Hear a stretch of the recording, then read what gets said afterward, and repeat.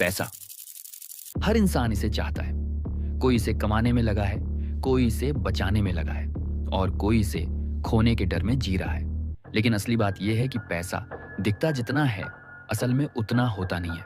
पैसा सिर्फ कागज नहीं है, पैसा सिर्फ नंबर नहीं है। पैसा है तुम्हारी सोच, तुम्हारा डर, तुम्हारा लालच और तुम्हारे फैसलों का सच। यही कारण है कुछ लोग करोड़ों कमाकर भी अंदर से खाली रह जाते हैं और कुछ लोग कम कमाकर भी खुद को इतना मजबूत बना लेते हैं कि हालात उन्हें हिला नहीं पाते।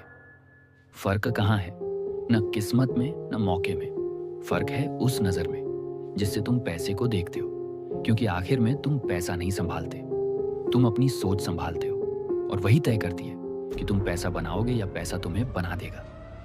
अब ध्यान से सुनिए, क्योंकि आगे जो आप सुनने वाले हैं वह आपके पैसे को नहीं, आपकी सोच को बदल देगा।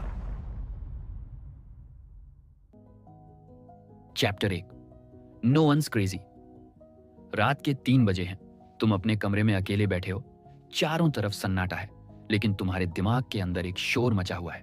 तुम्हारे हाथ में स्मार्टफोन है और उसकी नीली रोशनी तुम्हारे चेहरे पर पड़ रही है।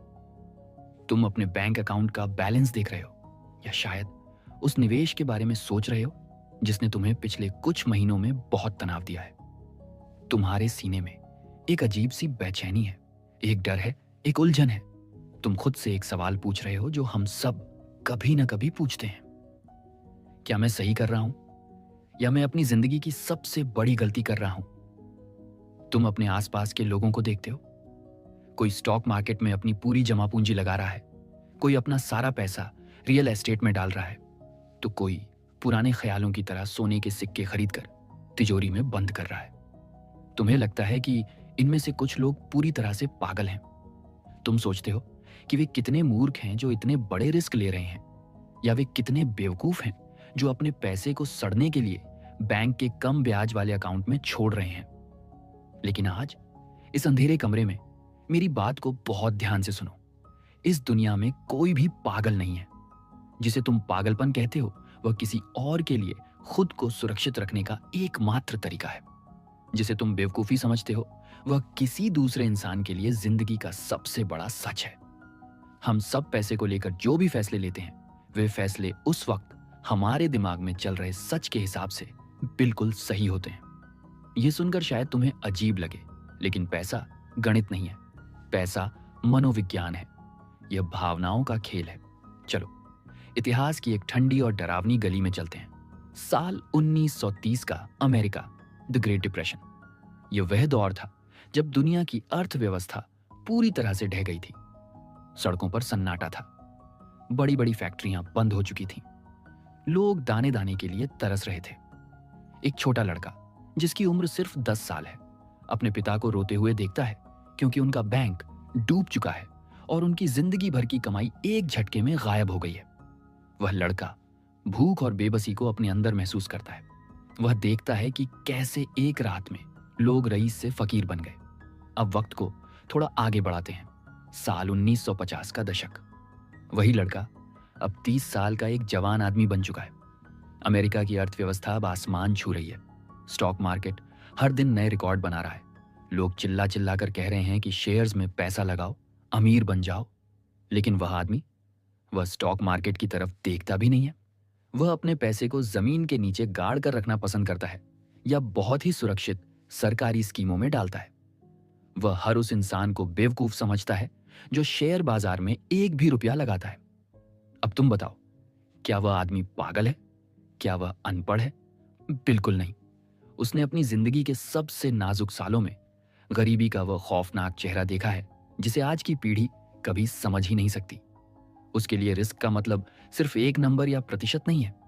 उसके लिए रिस्क का मतलब है वह काली रात जब उसके घर में खाने के लिए कुछ नहीं था।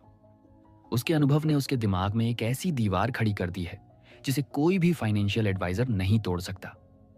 दूसरी तरफ एक ऐसा लड़का है जिसका जन्म 1970 में हुआ था। जब वह जवान हुआ तो उसने सिर्फ आर्थिक तरक्की देखी।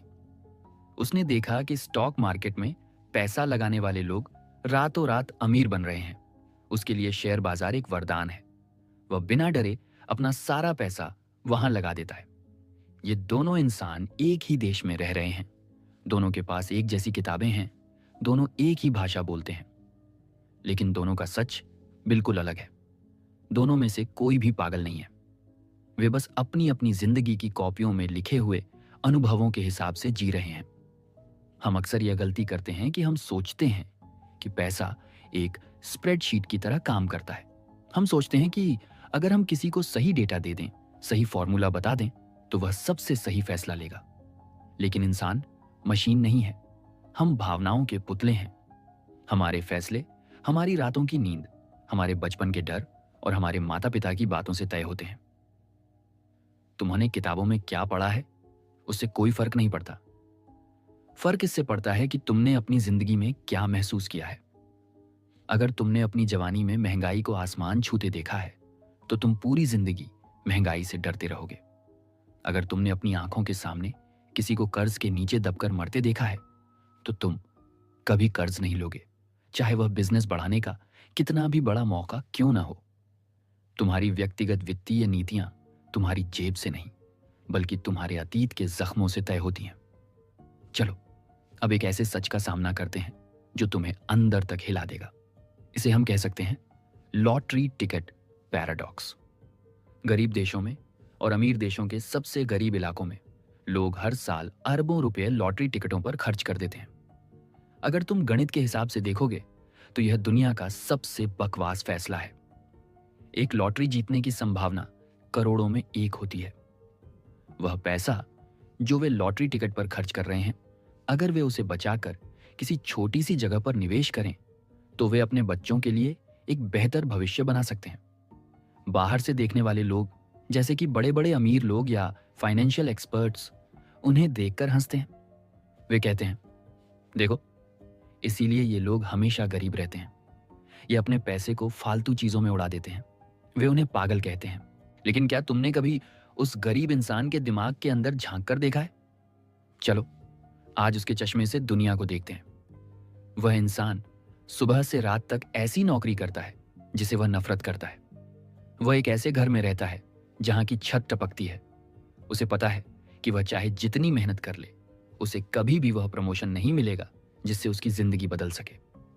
उसे पता है कि वह कभी भी एक बड़ा घर नहीं खरीद पाएगा, कभी अपने बच्चों को सबसे बड़े स्कूल में नहीं भेज पाएगा, कभी बिना चिंता किए छुट्टियां मनाने नहीं जा सकेगा। उसके लिए वह बड़ी जिंदगी, वह लग्जरी, वह आजादी सिर्फ एक सपना है जो कभी सच नहीं हो सकता। लेकिन जब वह इंसान $4 का वह लॉटरी टिकट खरीदता है, तो वह सिर्फ एक कागज का टुकड़ा नहीं खरीद रहा होता। वह उन $4 से एक सपना खरीद रहा होता है। वह उस पल को खरीद रहा होता है जब वह अपनी आंखें बंद करके सोच सकता है कि काश अगर यह टिकट निकल गया तो मेरी जिंदगी की सारी तकलीफें खत्म हो जाएंगी। वह उस उम्मीद को खरीद रहा होता है जो अमीर लोगों के पास पहले से ही है, लेकिन उसके पास नहीं। वह लॉटरी टिकट उसका एक जरिया है उस बड़ी जिंदगी को छूने का जिसे वह कभी नहीं छू सकता। क्या यह फैसला गणित के हिसाब से सही है? बिल्कुल नहीं। लेकिन क्या यह फैसला उसके मानसिक सुकून के लिए, उसकी जिंदगी की बेबसी को सहने के लिए सही है? हाँ, उसके नजरिए से वह पागल नहीं है। वह बस अपनी बेबसी का एक छोटा सा समाधान ढूंढ रहा है। हम सब अपनी जिंदगी की एक ऐसी लड़ाई लड़ रहे हैं जिसके नियम हम खुद नहीं बनाते। हम सब एक ऐसे खेल के मैदान में खड़े हैं जहां हर किसी का नक्शा अलग है। जब तुम किसी को देखते हो जो बहुत बड़ा कर्ज लेकर एक महंगी गाड़ी खरीदता है, तो तुम्हें लगता है कि वह दिखावा कर रहा है, वह बेवकूफ है। लेकिन शायद उसने बचपन में बहुत अपमान सहा है। शायद उसे हमेशा यह महसूस कराया गया कि वह दूसरों से कमतर है। वह महंगी गाड़ी उसके लिए सिर्फ एक ट्रांसपोर्ट का जरिया नहीं है, वह उसका खोया हुआ आत्मसम्मान है जिसे वह दुनिया को दिखाना चाहता है। वह उस कमी को भरने की कोशिश कर रहा है जो उसके बचपन में छोड़ी गई थी। जब तुम किसी अमीर इंसान को देखते हो जो अपना सारा पैसा बहुत ही सुरक्षित और कम ब्याज देने वाले सरकारी बॉन्ड्स में रखता है, तो तुम्हें लगता है कि वह कितना डरपोक है। वह इतने पैसे को और बढ़ा क्यों नहीं रहा? लेकिन शायद उसने अपने पिता को बहुत बड़े कर्ज के नीचे दबकर मरते देखा है। उसके लिए अब और पैसा कमाना जरूरी नहीं है। उसके लिए उस सुकून को बचाना जरूरी है जो उसे रात को शांति से सुला सके। हम सब अपनी खुद की बनाई हुई एक खिड़की से बाहर की दुनिया को देखते हैं। और हमारी खिड़की का कांच कैसा है, ये इस बात पर निर्भर करता है कि हमारे माता पिता ने हमसे पैसे के बारे में क्या कहा था, हमारे पहले जॉब के वक्त देश के हालात क्या थे, और हमने अपनी जिंदगी में कितनी बार हार का सामना किया है।